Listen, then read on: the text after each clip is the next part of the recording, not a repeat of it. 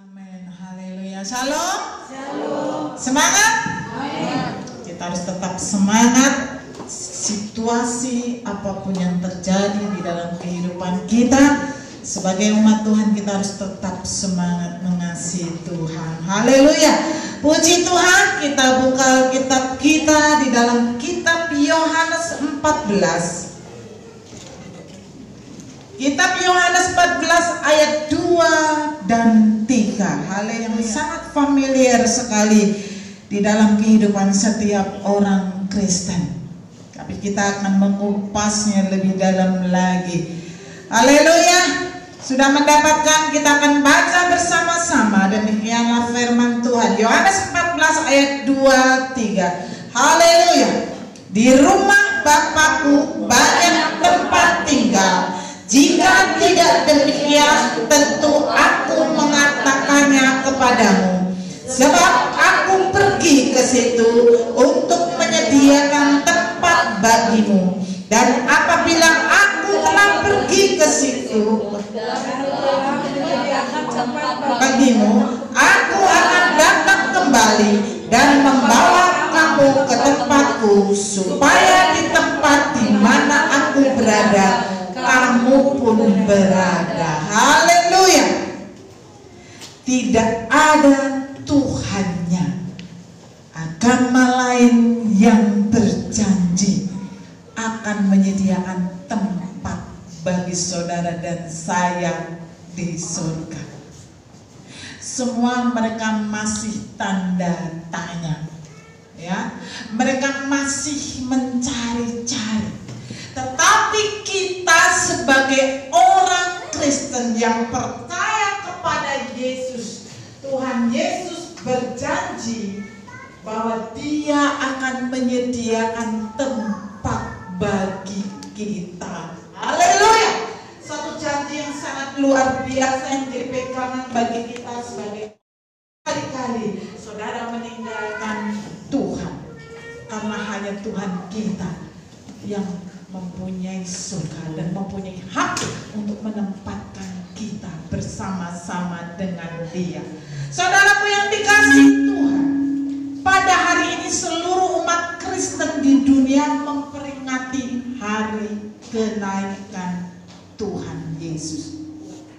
Saudaraku, Tuhan Yesus sudah menebus dosa dunia melalui kematiannya di Bukit Golgota, memikul setiap dosa dan pelanggaran kita dan menguburkannya.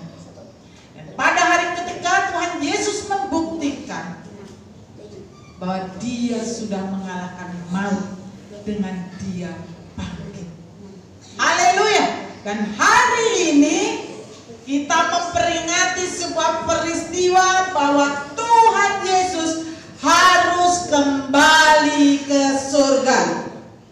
Jadi Dia naik ke surga itu karena memang Dia harus kembali ke surga, karena memang tempatnya. Dia bukan berasal dari dunia.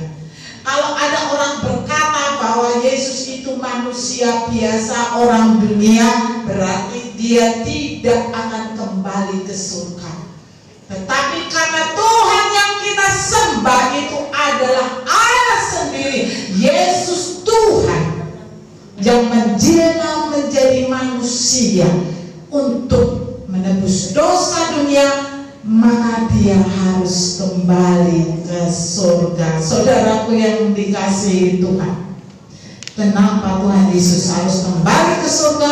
Karena misi Dia datang ke dunia ini sudah diselesaikan. Apa misinya Dia datang ke dunia? Yang menebus dosa saudara dan saya melalui kematiannya di Bukit Golgota. Sehingga saat ini adalah hari di mana kita memperingatinya. Dia harus kembali ke surga karena Dia memang berasal dari surga. Yohanes 8 ayat 23. Lalu Ia berkata kepada mereka, kamu berasal dari bawah, aku dari atas. Kamu dari dunia ini, aku bukan dari dunia ini. Haleluya. Ini adalah jawaban bahwa Tuhan tidak berasal dari dunia ini. Dia hanya meminjam fisik manusia, bereinkarnasi, menjelma menjadi manusia supaya membuktikan kepada manusia seluruh di dunia ini bahwa sebenarnya manusia pun bisa hidup penuh dengan kekudusan seperti yang dilakukan oleh Tuhan Yesus. Bukankah Tuhan Yesus merasakan sakit juga ketika dia mengalami penderitaan, disesat, ya, dicambuk, sakit karena dia manusia fisiknya. Dia juga merasakan lapar, dia juga ngantuk, makanya dia juga tidur. Dia ingin membuktikan kalau ada manusia yang beralasan, aku tidak bisa hidup seperti yang dilakukan Tuhan, hidup di dalam kekudusan. Sekali lagi saya ingin sampaikan, kekudusan bukan berarti saudara gaul dengan siapapun, saudara siapapun, tetapi jangan hidupmu keluar dari kebenaran Tuhan. Itu namanya kekudusan. Haleluya. Saudaraku yang dikasih Tuhan, Tuhan Yesus berasal dari bawah atau dari bumi, tetapi dari atas, itu surga. Dan misi Tuhan kembali ke surga adalah, saudaraku, di ayat yang kedua tadi, di mana Tuhan Yesus, di rumah Bapakku banyak tempat tinggal. Tidak demikian tentu aku mengatakannya kepadamu, sebab aku pergi ke situ untuk menyediakan tempat bagimu. Jadi ketika Tuhan Yesus naik ke surga, kembali ke surga, misi Tuhan adalah menyediakan tempat bagi saudara dan saya. Haleluya. Luar biasa Tuhan sembah saat pagi hari ini. Dialah satu-satunya dapat menjamin kehidupan saudara dan saya masuk di dalam kehidupan yang kekal. Saudaraku yang dikasihi Tuhan, Tuhan menyediakan kapling bagi saudara dan saya. Banyak orang mengeluhkan di dunia ini, aku tidak punya apa-apa di dunia ini, aku tidak punya tempat tinggal, aku tidak punya kapling. Saudaraku yang dikasihi Tuhan, saudara dan saya tidak perlu takut. Kalau saudara tidak memiliki kapling di dunia ini, bukan berarti saudara tidak bisa memiliki kapling di surga. Yang penting kuncinya, hiduplah di dalam Tuhan. Haleluya. Enak sekali sebenarnya orang Kristen ini loh. Bayangkan saja disediakan tempat oleh Tuhan Yesus di surga sana. Dan dia ketika mengatakan, dan apabila aku telah pergi ke situ dan telah menyediakan tempat bagimu, ingat Tuhan menyediakan tempat ya bagi kita, aku akan datang kembali dan membawa kamu ke tempatku, supaya di tempat di mana aku berada, kamu pun berada. Haleluya. Bayangkan saja Tuhan Yesus sudah menyediakan tempat, dan Tuhan Yesus juga yang akan menjemput saudara dan saya ke tempat dia berada. Yang Tuhan sudah siapkan tempatnya untuk kita. Jadi kalau orang mati di dalam Tuhan, maka firman Tuhan berkata, berharga kematian orang yang dikasihinya. Karena apa? Sudah ada tempatnya.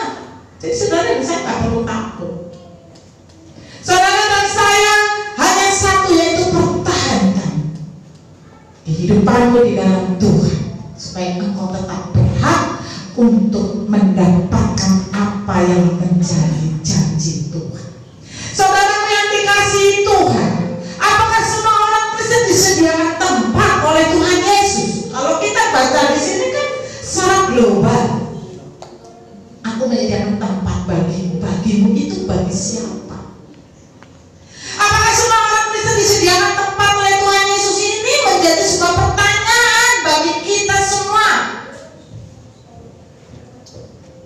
Jadi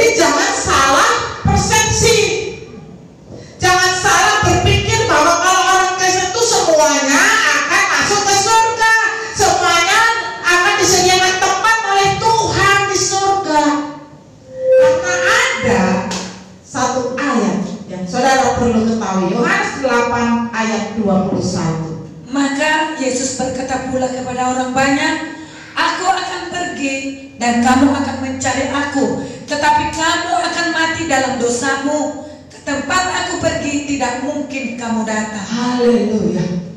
Seperti dua pertanyaan yang bertolak belakang. Yang pertama, Tuhan menyediakan tempat bagimu, dan di ayat yang lain mengatakan, di mana ke tempat aku pergi tidak mungkin kamu datang, karena kamu akan mati di dalam dosamu. Haleluya.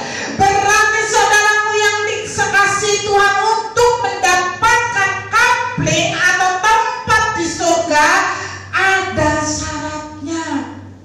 Jadi tidak semua orang yang menyebut dirinya Kristen atau orang yang percaya, karena orang Kristen itu banyak yang tidak percaya ada kebangkitan setelah ada kematian. Banyak orang Kristen yang tidak berpikir bahwa ada kehidupan lain setelah kematian. Maka mereka seringkali mengabaikan hal-hal yang sangat penting, yang berarti di dalam kehidupannya nanti setelah kehidupan ini. Haleluya. Saudaraku yang dikasihi itu. Jadi firman Tuhan mengatakan kamu akan mati dalam dosa. Karena orang yang berdosa tidak akan mungkin masuk di dalam kerajaan surga.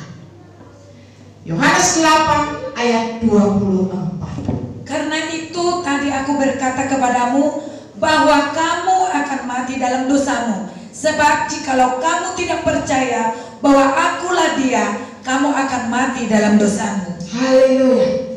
Firman Tuhan berkata kamu akan mati dalam dosamu, sebab jikalau kamu tidak percaya bahwa akulah Dia, akulah Tuhan, maka kamu akan mati dalam dosamu. Jadi orang-orang yang tidak mengakui Tuhan Yesus sebagai Tuhan, dia akan mati di dalam dosanya. Karena apa? Penebusan yang dilakukan oleh Tuhan Yesus hanya berlaku bagi orang yang mengakui Yesus adalah Tuhan. Kalau tidak mengakui berarti tidak mengakui juga dong karya penebusannya. Karena mengakui, karena dia percaya bahwa Yesus adalah Tuhan yang menebus dosa dunia, maka dia berhak untuk masuk dalam kerajaan surga. Kalau yang tidak percaya tidak akan mendapatkan apa yang menjadi janji Tuhan saat ini. Ingat, Tuhan Yesus naik ke surga menyediakan tempat bagi saudara dan saya. Itu yang pertama. Saudaraku yang dikasihi Tuhan, mungkin kita berkata, loh, kenapa di sini dikatakan jikalau kamu tidak percaya? Bukankah setiap orang Kristen di dunia ini percaya kepada Yesus? Dia tidak akan pernah menjadi orang Kristen kalau dia tidak percaya kepada Tuhan Yesus. Bahkan dari kakek nenek moyangnya udah Kristen, berarti dia percaya dong bahwa Yesus itu adalah juru selamat, Yesus itu adalah Tuhan. Tetapi kenapa di sini dikatakan kalau tidak percaya? Padahal orang Kristen semua percaya. Kalau dilihat secara hurufiahnya berarti semua orang Kristen masuk surga dong. Iya kan? Tapi kita harus tahu, kepercayaan tidak bisa berdiri sendiri. Kepercayaan tidak bisa berdiri sendiri supaya saudara dan saya diselamatkan. Kita lihat ayatnya, Yohanes 3 ayat 36. Barang siapa percaya kepada Anak, ia beroleh hidup yang kekal. Tetapi barang siapa tidak taat kepada Anak, ia tidak akan melihat hidup, melainkan murka Allah tetap ada di atasnya. Haleluya. Jadi yang diselamatkan dan mendapatkan tempat di surga adalah orang yang percaya kepada Tuhan Yesus, yang harus disertai dengan ketaatan. Haleluya.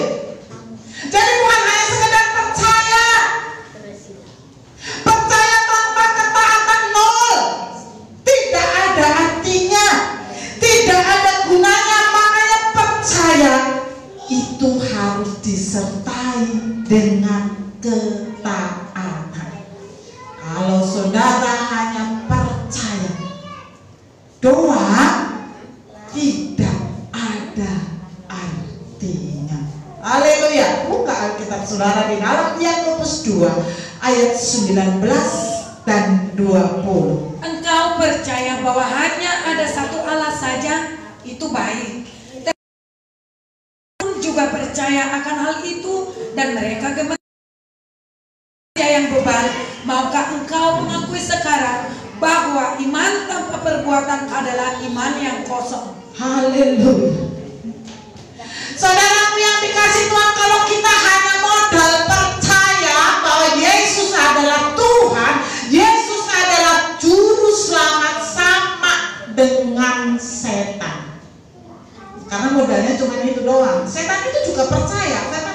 Setan itu percaya bahwa Yesus itu adalah Tuhan. Kenapa dia tidak diselamatkan? Karena setan modalnya hanya percaya, tetapi dia tidak pernah taat kepada Tuhan. Dia tidak taat, bahkan dia memberontak kepada Tuhan. Maka dia tidak mendapatkan hak untuk diselamatkan. Kita lihat dulu sebenarnya setan itu seperti apa sih awal mulanya. Yesaya 14 ayat 12 sampai 14. Wah, engkau sudah jatuh dari langit, hai bintang timur putra fajar. Engkau sudah dipecahkan dan jatuh ke bumi, hai yang mengalahkan bangsa-bangsa. Engkau yang tadinya berkata dalam hatimu, aku hendak naik ke langit, aku hendak mendirikan tahtaku mengatasi bintang-bintang Allah, dan aku hendak duduk di atas bukit pertemuan jauh di sebelah utara. Aku hendak naik mengatasi ketinggian awan-awan, hendak menyamai yang maha tinggi. Haleluya. Itulah makanya setan tidak dapat selamatkan. Sebenarnya setan itu dulu adalah malaikat Tuhan, tetapi malaikat yang memberontak kepada Tuhan karena dia ingin menyamai Tuhan.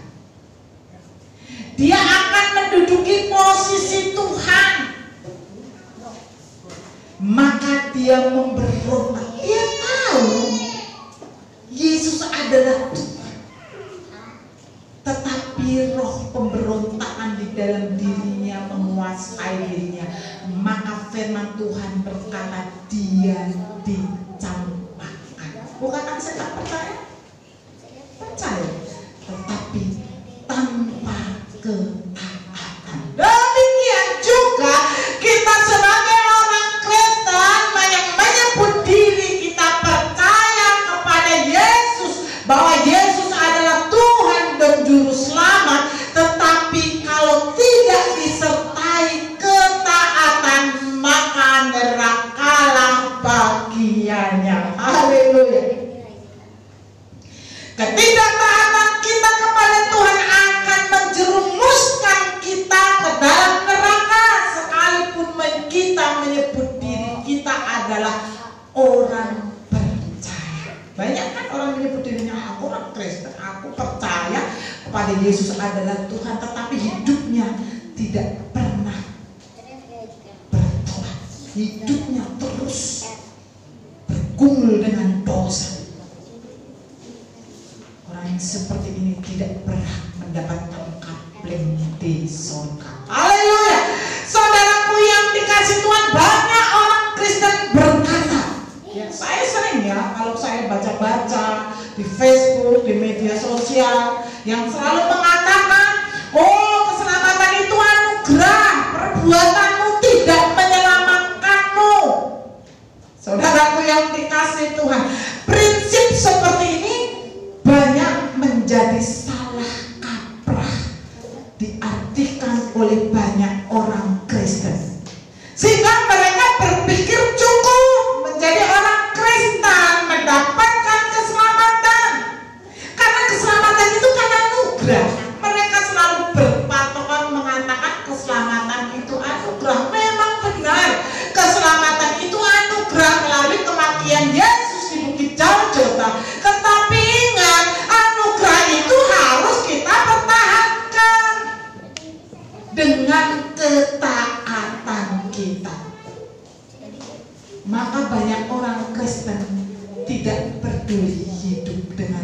dosa. Kenapa? Karena dianggap kan sudah percaya kepada Tuhan. Keselamatan kan anugerah. Saudaraku yang dikasihi Tuhan, sekali lagi saya mau sampaikan, percaya kita tidak ada gunanya tanpa ketaatan kepada Tuhan. Haleluya.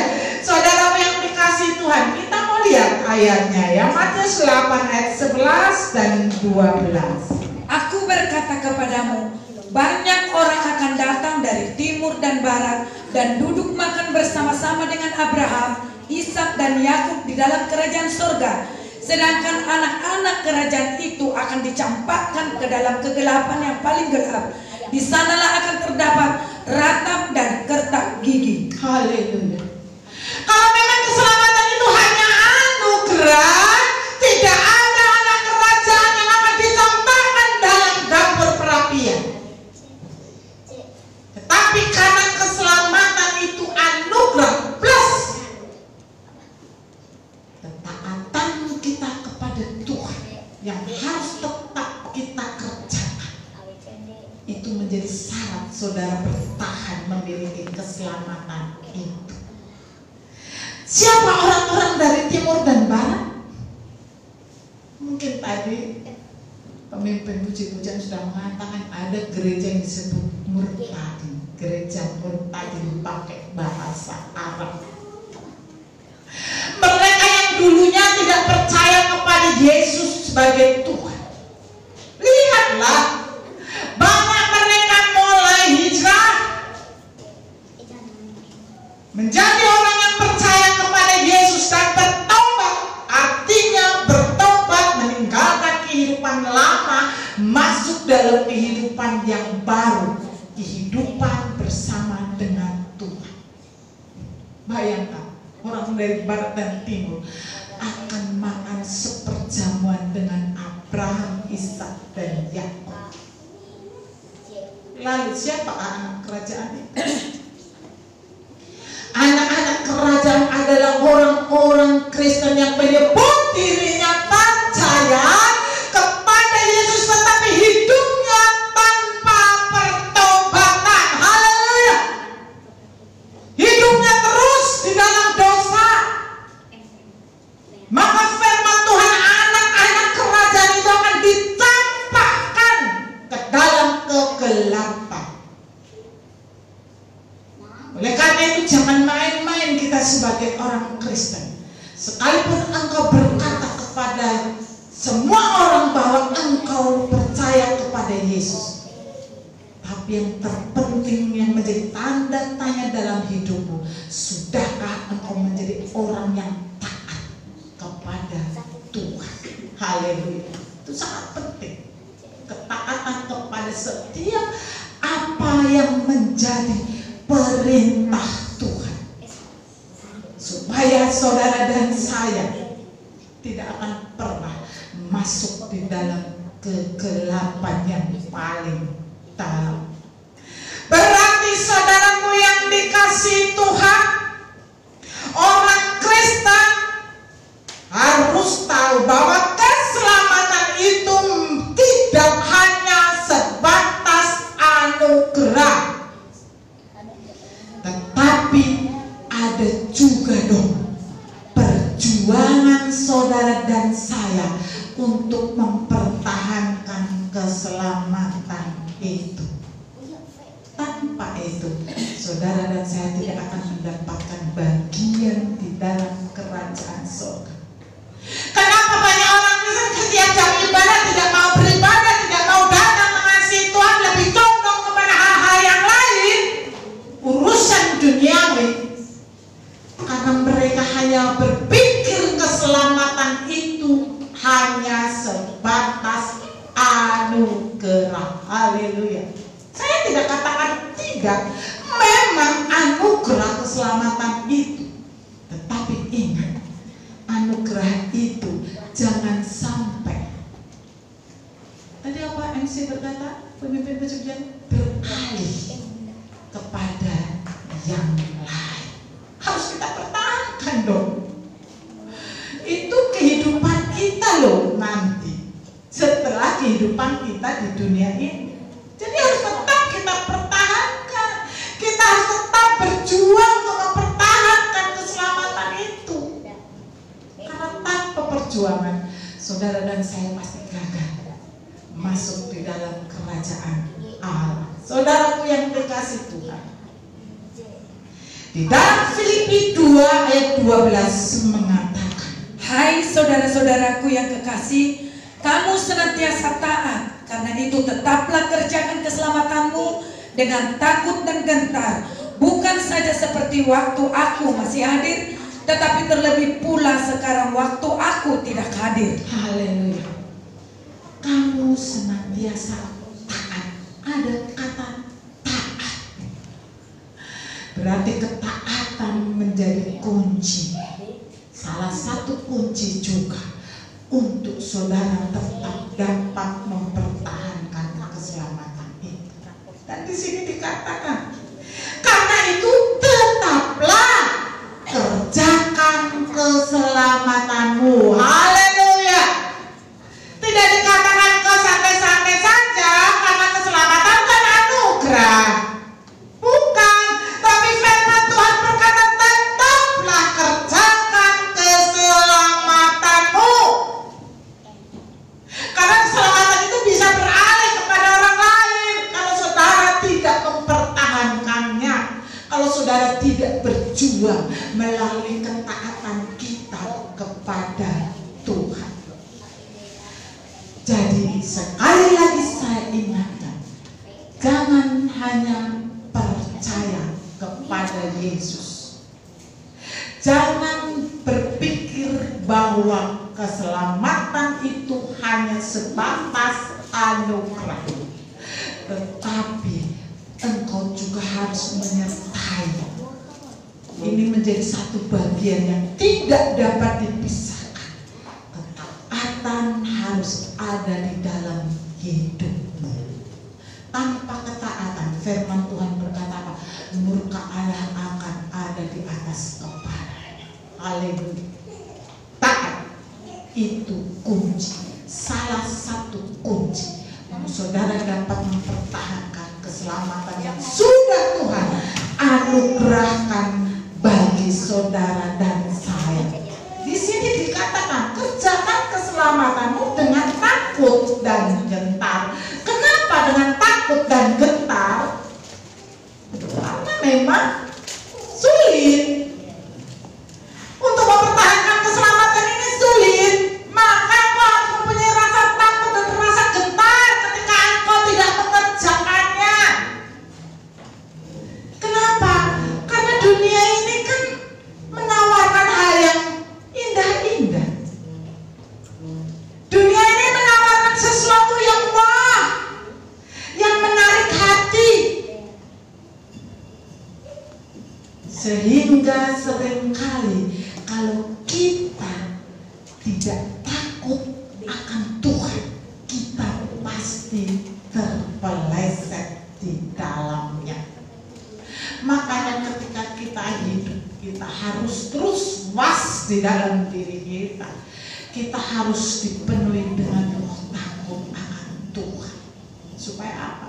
Ketika kita melangkah, ada panduan kita, yaitu firman Tuhan. Salah enggak yang kerjakan ini?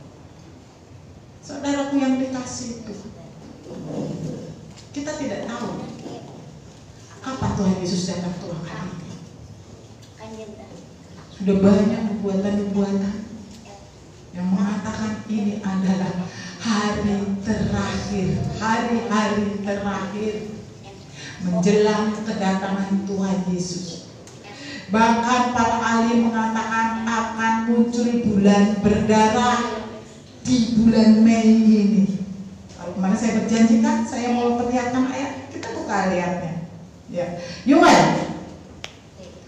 Yoel pasal 2 ayat 31. Saya akan membacanya.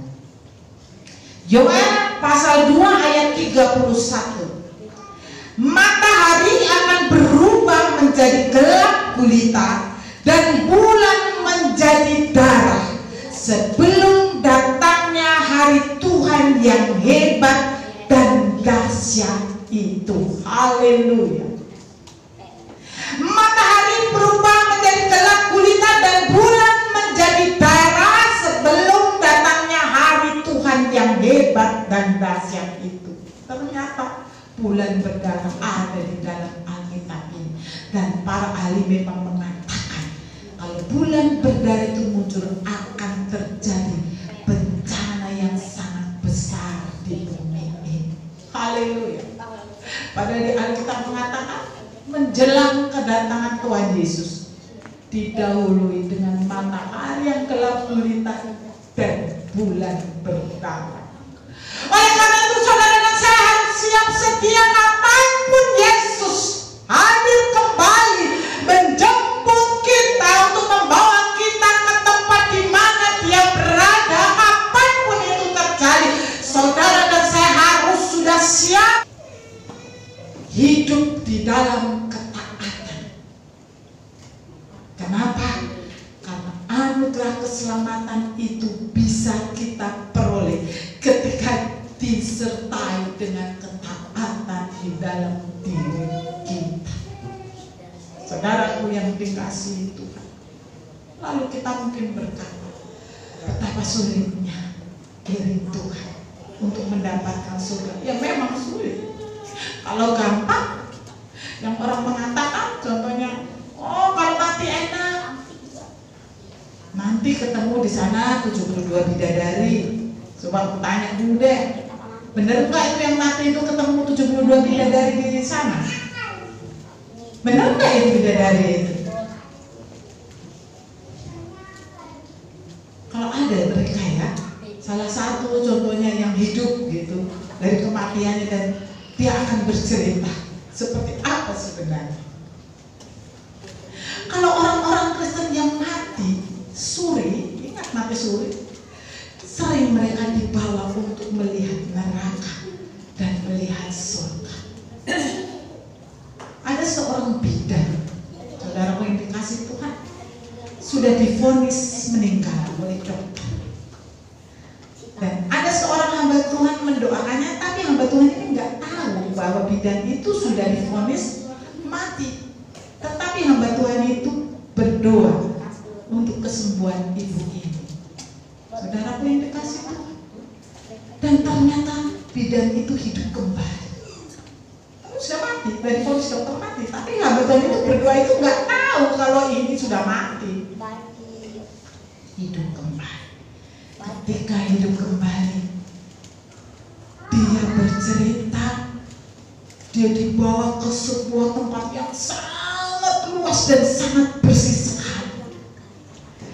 Dan di situ ada satu pintu, saudara, satu doang pintunya. Dan ketika dia mencoba masuk pintu itu, ada seseorang berkata, coba kamu lihat dulu, adakah daftar namamu di buku yang ini? Ditunjuk buku kehidupan. Haleluya. Dia bacalah itu yang tertulis, yang tertulis di sebelah kanan apa di atas pintu itu, nama-nama yang masuk di dalam kitab kehidupan. Dia cari sambil nangis, dia tidak ada namanya, saudara. Padahal dia marah dia. Kenapa? Katanya, aku tidak ada namaku di dalam kitab kehidupan. Bukankah aku rajin ke gereja? Aku orang baik, suka menolong orang. Kenapa aku tidak ada tanda-tanda di dalam daftar buku kehidupan ini? Langsung ada yang berkata, coba cek dulu buku yang satunya. Dan satu buku yang lain adalah buku kematian. Dia cek, ternyata namanya ada di situ. Meneraulah dia menangis. Kenapa Tuhan? Kenapa saya kok masuk di dalam kitab kematian? Aku kan orang yang percaya kepada Engkau bahwa Engkau adalah Tuhan. Sudahkah engkau memiliki tanda itu, katanya? Dia bingung. Tanda apa Tuhan? Cari.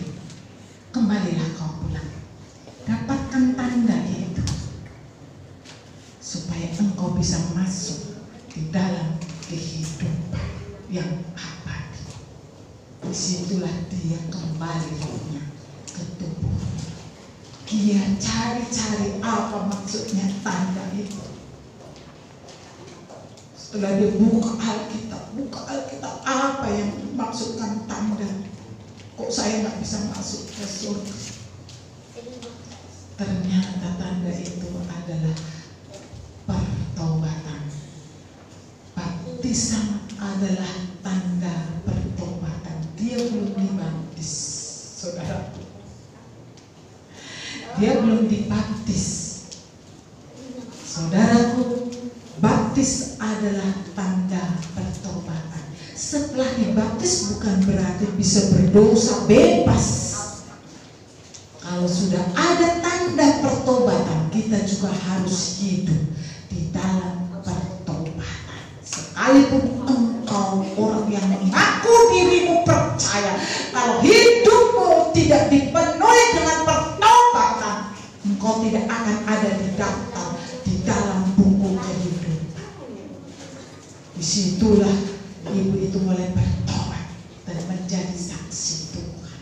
Haleluya. Saudaraku yang dikasih Tuhan, lalu bagaimana kita mampu untuk mempertahankan keselamatan ini?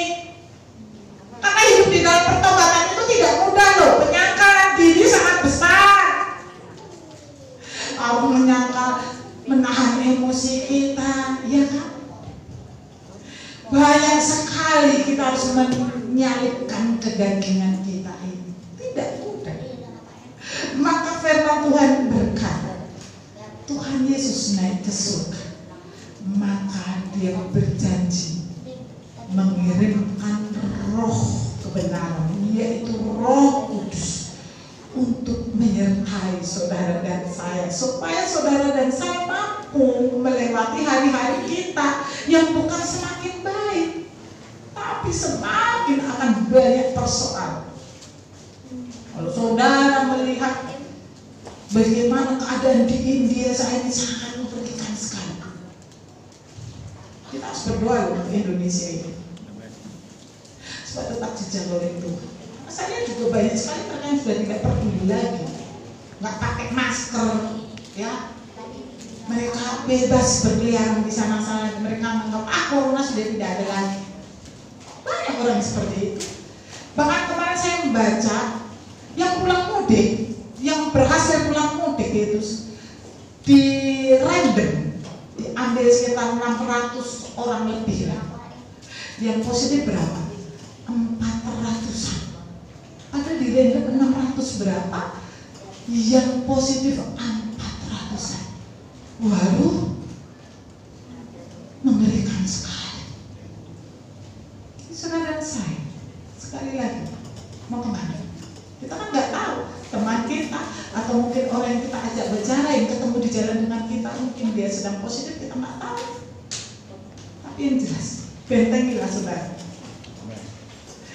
dengan darah Yesus yang terus ada di dalam diri, dengan engkau tetap hidup di dalam ketaatan kepada Tuhan. Saudaraku yang dikasihi Tuhan, Tuhan berjanji akan mengirimkan seorang penolong kepada saudara dan saya. Kita lihat dalam kitab Yohanes 16 ayat 7. Yohanes 16 ayat 7.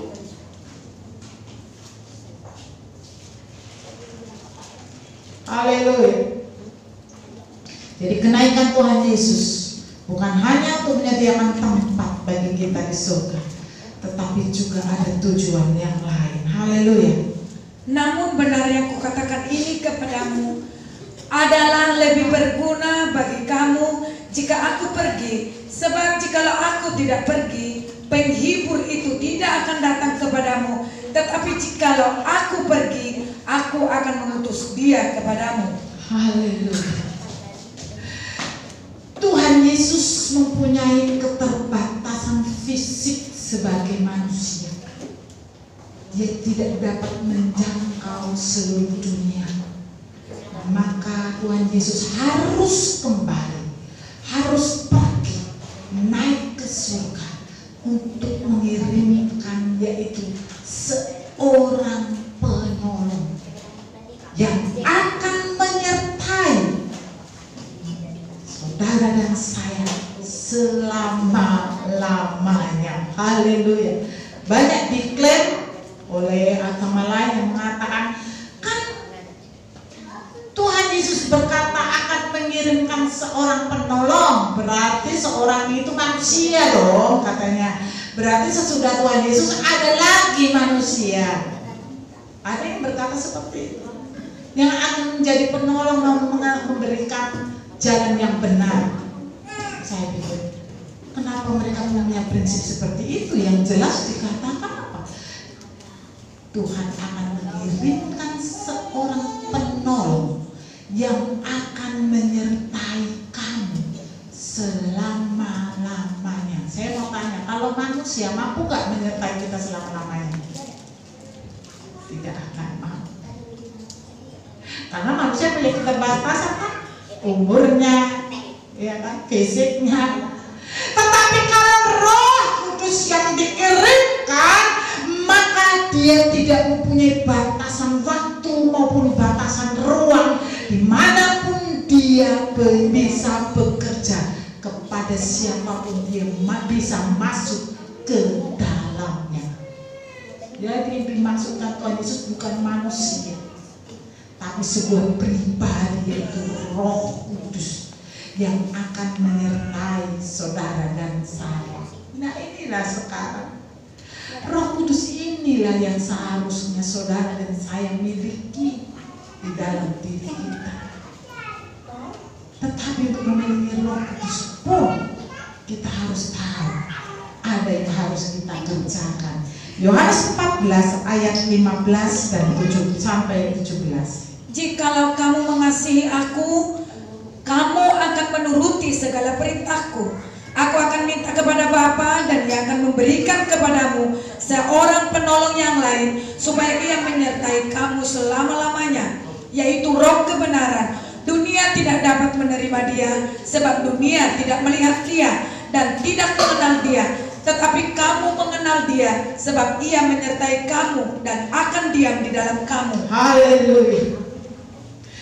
Dunia tidak menerima Dia karena Dia tidak kelihatan, ya, tidak dilihat oleh mata.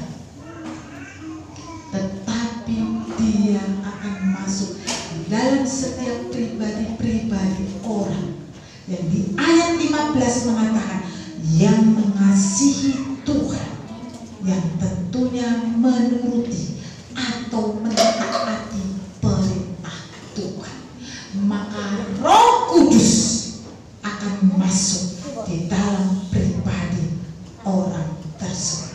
Jadi Roh Kudus itu tidak turun atas sembarang orang. Roh Kudus akan turun kepada orang-orang yang mengasihi Tuhan dan melakukan perintah Tuhan.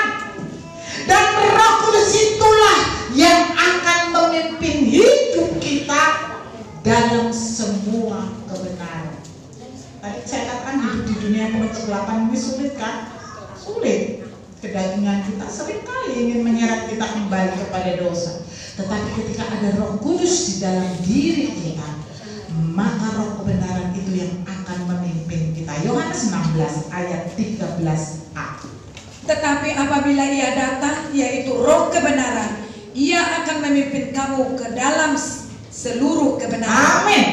Roh Kudus atau Roh kebenaran itulah yang akan memimpin kita ke dalam seluruh kebenaran. Haleluya.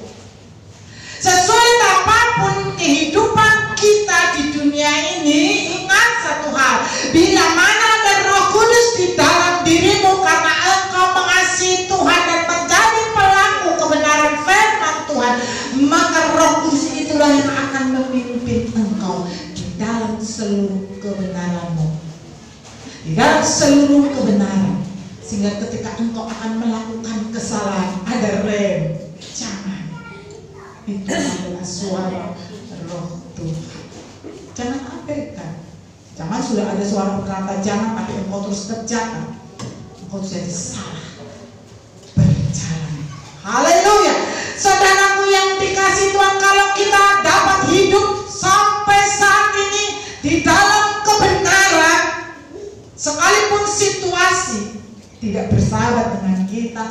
Sekalipun situasi cukup sulit, tetapi firman Tuhan berkata Roh Kudus yang akan memimpin perjalanan hidupmu melewati hari-hari ini. Saya saja sampai tidak habis pikiran, saya tidak mengerti sampai kapan ini virus ini hilang dari dunia. Malaysia sudah mengatakan lockdown kembali, gelombang ketiga virus corona. Saudaraku, sekali lagi saya ingin sampaikan, kemana kita mau berlindung? Kemana? Virus itu kan gak kelihatan. Kalau kita tahu ada virus di sana, kita akan menghindar. Tapi karena tidak kelihatan virusnya itu, kita nggak tahu. Padahal kita sebagai manusia kan pasti kita harus bergerak, membutuhkan kehidupan kan, berjalan, beraktivitas, bekerja. Tetapi lihatlah, fenomena ini sampai sekarang belum dapat diselesaikan. Padahal kalau kita tahu kan begitu canggih lah, ya profesor, ahli-ahli kesehatan, tapi toh vaksin sudah berjalan. Tapi kenapa virus ini malah merebak? Malaysia itu kan negara yang sangat cukup tertib, tapi sudah mengumumkan lockdown. Saudaraku, mau sampai kapan? Situasi semakin sulit. Saudara membutuhkan Roh Kudus di dalam diri saudara, supaya saudara mampu untuk berjalan di tengah kesulitan ini. Karena hanya Roh Kudus yang akan menuntun hidup saudara dan saya. Tanpa Roh Kudus, saudara dan saya akan ngambang, saudara. Ngambang. Saudaraku yang dikasihi Tuhan, menjelang kedatangan Tuhan Yesus yang kedua kalinya, itu akan banyak kesulitan, akan banyak masalah, akan banyak bencana yang terjadi. Oleh karena itu, sebagai orang percaya, tetap berpeganglah engkau, percayalah engkau kepada Tuhan, dan lakukan apa yang menjadi kewajibanmu kepada Tuhan, yaitu melakukan setiap apa yang menjadi perintah Tuhan. Ketika Tuhan Yesus mau naik ke surga, Dia berkata di dalam Kisah 1 ayat 8, tetapi kamu akan menerima kuasa kalau Roh Kudus turun ke atas kamu, dan kamu akan menjadi saksiku di Yerusalem dan di seluruh Yudea dan Samaria dan sampai ke ujung bumi. Haleluya. Ada tugas saudara dan saya. Ini bukan tugas gembala saja loh, bukan tugas penginjil saja, bukan tugas hamba Tuhan saja, tetapi setiap orang percaya harus menjadi saksi Tuhan. Haleluya. Kesaksian saudara bisa menyelamatkan jiwa yang lainnya. Mungkin dengan sapaan saudara, dengan kasih kita. Dan ingat loh, yang saya tadi katakan, belum tentu orang yang menyebut dirinya orang Kristen itu benar-benar orang yang percaya dan mengasihi Tuhan. Kadang-kadang mereka juga perlu tetap kita sapa untuk menjadi jiwa yang diselamatkan. Ajak datang mengasihi Tuhan. Karena ketika satu jiwa diselamatkan, seluruh malaikat di surga bersorak-sorai. Maka Kristen bukan hanya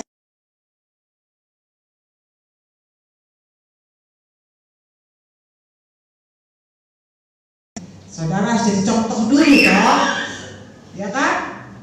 Kalau saudara menjadi saksi dan saudara tidak menjadi contoh, ya orang yang saudara layani, orang yang saudara ingin nasihati, kita menceritakan kasih Tuhan, menceritakan kemurahan Tuhan, menceritakan penyelamatan Tuhan, kita menceritakan pengampunan dosa. Mana mungkin dia percaya kalau diri kita tidak terlebih dahulu menjadi contoh. Jadi kita dulu harus menjadi contoh supaya kita bisa menjadi saksi. Beristimewa dulu di Yerusalem, di tengah keluarga, di tengah sanak famili. Saya yakin banyak saudara-saudara kita yang belum serius bertuhan, termasuk saudara saya, banyak identitas mereka yang Kristen, tapi belum tentu menjadi jaminan bahwa mereka benar-benar menjadi orang yang percaya dan taat kepada Tuhan. Nah, ini menjadi tanggung jawab saudara dan saya.